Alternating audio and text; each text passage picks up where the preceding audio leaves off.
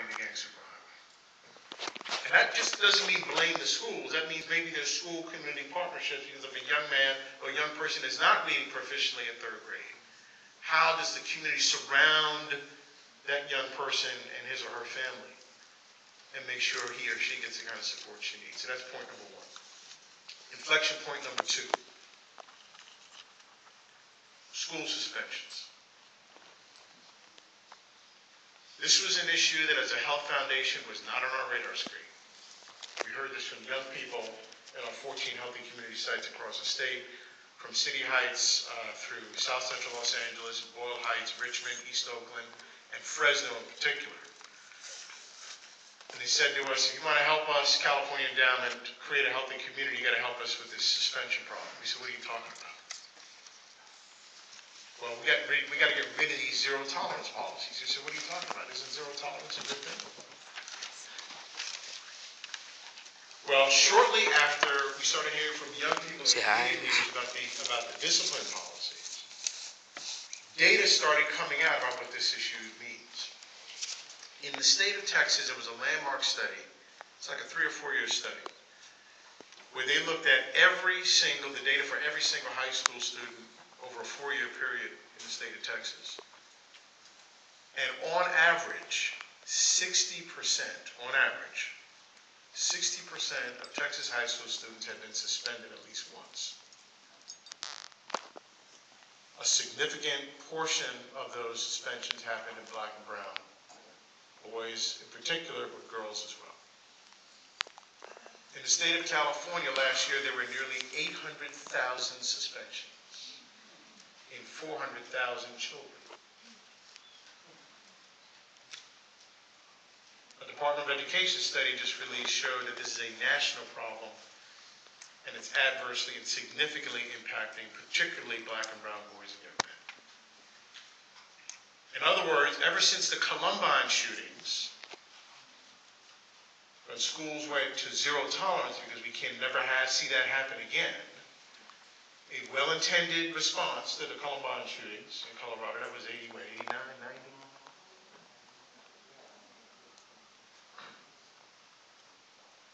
And I'm not here to blame teachers and blame schools. They have a hard enough job as it is. But something has gone wrong. Something has gone awry and array with school discipline policies. We call them now the push-out problem. Okay.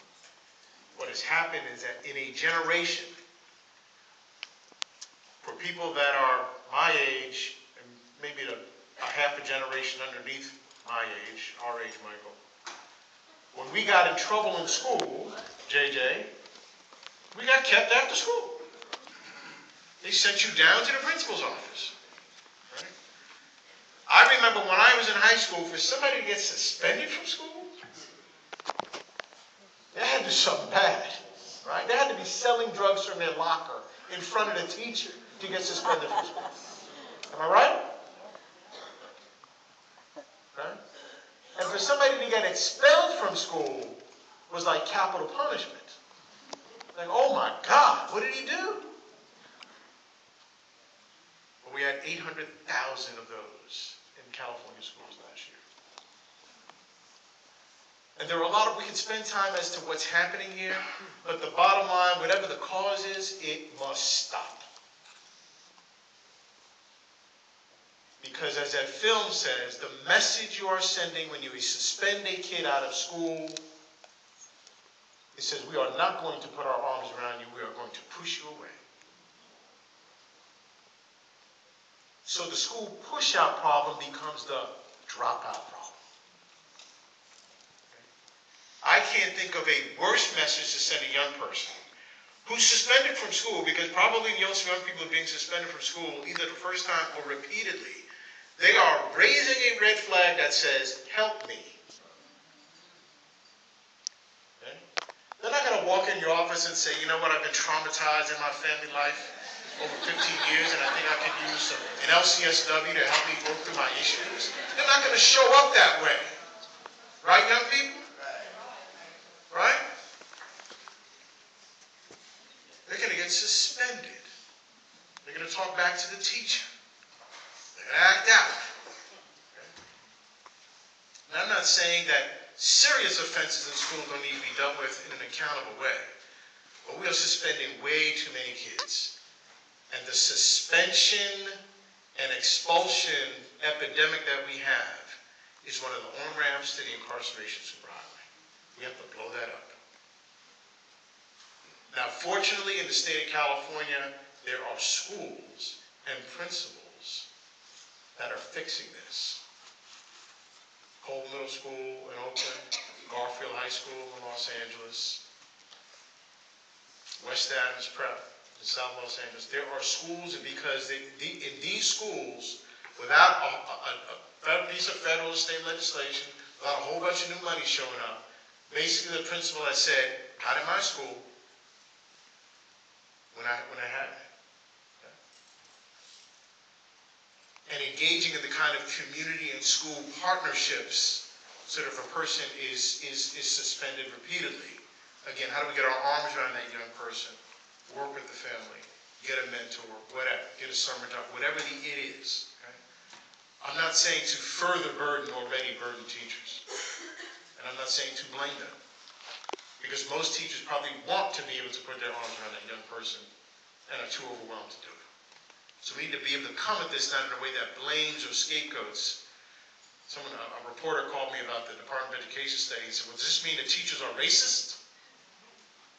Why is this happening more in black and brown young men? I said, well, wait a minute now.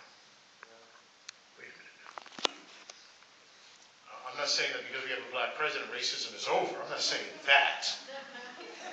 Right? I mean, Barack Obama's wearing a hoodie too now, right? They're coming after him.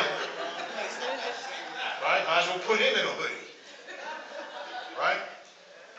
But at the same time, to say that schools and principals and teachers are racist, I'm not going there either. It's more complicated than that. How do we work with schools and community school partnerships to reverse that problem? And that's a fixable problem. 3 years from now, that problem could be gone if we have it well. And then the third point, the third inflection, the third place I would focus is in the probation and the juvenile justice systems themselves. They need to be reformed. Need to be fixed. Right? And efforts have been underway to do this or do that. But you know, we in Los Angeles, our offices at California Endowment are 2 blocks from Homeboy Industries. Father Greg Boyle. How many of you have read his book? If you haven't read his book, you got to read his book. Tattoos on the Heart. Now, Father Greg's Homeboy Industry success in terms of turning ex-felons and ex-gangbangers into employed neighborhood residents and citizens, he's got about a 70 to 75% success rate after 3 years. The state and the county probation, county LA probation success is the opposite of that. Their failure rate is about 65, 70, 75% in some counties. Right? JJ, am I right? Okay. 3 years later, 2/3 of ex-felons or either they've been in jail and been in the juvenile justice system, either reoffend and end up back in jail at a 60, 70%, 75% failure rate. So, he has a model, and it works. And his model, more or less, is his motto. And the motto is, nothing stops a bullet like a job. Right? I would add to that, and even Father Greg, who's been a good friend of ours now, and a grantee of ours for some years, even Father Greg would say, well, nothing stops a bullet like a job and some hope. Because you have to have that too. I mean, the reason why Homeboy works is because anyone can be walking off the street any time of day and say, I'm tired of La Vida Loca, Father Greg, help me get out of this and get a job. Now, Homeboy Industries is about 8 blocks from the Los Angeles County building, where the Board of Supervisors and administrators reside. If you lean out the window from the county, you can see Father Greg and Homeboy Industries right down the street. Father Greg has been having this kind of success rate for more than 10 years in Los Angeles County. You should be asking yourselves, well, wait a minute. How come the probation department doesn't run like that? Why does he have a 75% success rate and they have a 30% success rate, but they're not turning their probation department into running something like whatever he's doing down there? It's a fair question. Right? Why not? Why hasn't that happened?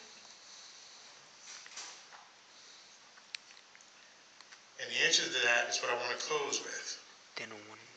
Power. That's not an innovation problem. That's not a data problem. That's not a money problem. All these things you'll hear, the issues. That's a power problem.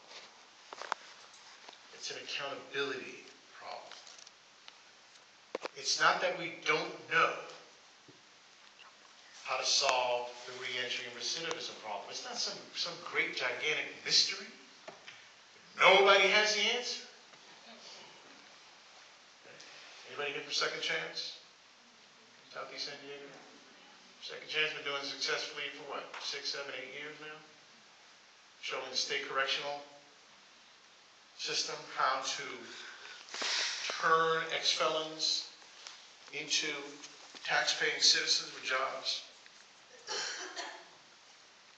About 5 years ago, I think it was about 5 years ago, we were sharing some reports of successful reentry programs we were funding, and there was a state correctional leader, systems leader for the governor at the time, and African American guy, great guy, and he said, "This is what I'm about. This is what my tenure is going to be about. I'm going to turn this correctional system into a rehabilitation system. I'm going to be more community-based. I'm going to be more focused on helping people repair their lives and reconnect with their communities." And I left that meeting saying, hallelujah, there is a God. I was ready to open our foundation's checkbook to whatever kind of pilots or projects he wanted to get going and fund. And about a week later, he was fired. He's fired. Now, I can't say factually why he got fired. Coincidentally, I will tell you that the State Correctional Officers Union weren't crazy about his ideas. Let's just leave it at that. I'm not blaming, there's probably people who are probation officers. This is not about blaming unions. I grew up in a union household. I'm just saying, that's a power issue. A couple of months back, the CEO of a for-profit prison system. You guys hear about this letter? Went to the governors? You didn't hear, let me tell you, then I'll close on this. So, prison industry, people are making money now, right? Mm-hmm. Right? Another on-ramp, more concrete for the incarceration superhighway. Get money in it, get money out. So recently, a president of one of these for-profit prison companies sends a letter to the National Government Association, all the governors, saying, listen, I know you guys are struggling with your state budgets. If you turn your prison systems over to us, we can save you money. We can run them more efficiently. Right? Here's the punchline. In exchange for a guarantee that you pledge to keep the jails 90% full. Mm-hmm.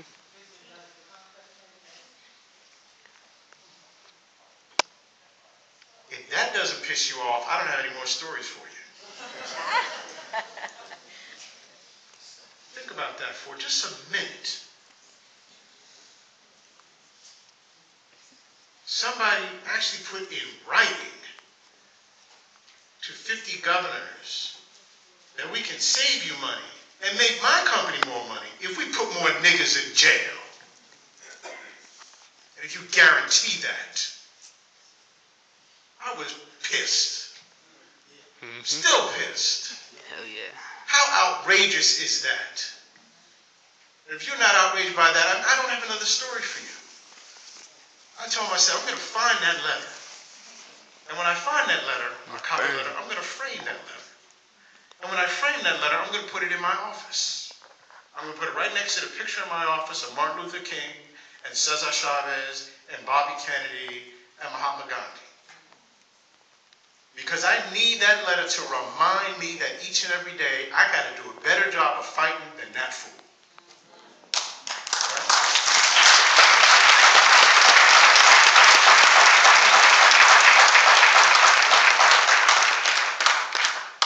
What you can do here in San Diego with the kind of interdisciplinary, each one of the ideas I shared with you are going to require learn, share, connect. It's going to require school systems and mental health providers and Jackie Robinson YMCA and Boys and Girls Clubs and churches to come together to put our arms around these young people in new ways. Okay? We have to do that. If you sit and wait for someone to do it for you, it will not happen. The change you're waiting for is in you. And that is why having the young people here, Rosanna, makes my heart sing. Those videos, their voices, because we cannot forget, yes, we need ideas, yes, we need collaboration, yes, we need learning and sharing. Yes, we need all of that, but don't forget, this is about power. We need voice. We need advocacy. Folks need to be held accountable. And these prison system policies and these juvenile justice programs and probation programs, I'm not saying there aren't good people in there trying to do the best they can, but they're fighting against a tide that does not work for them.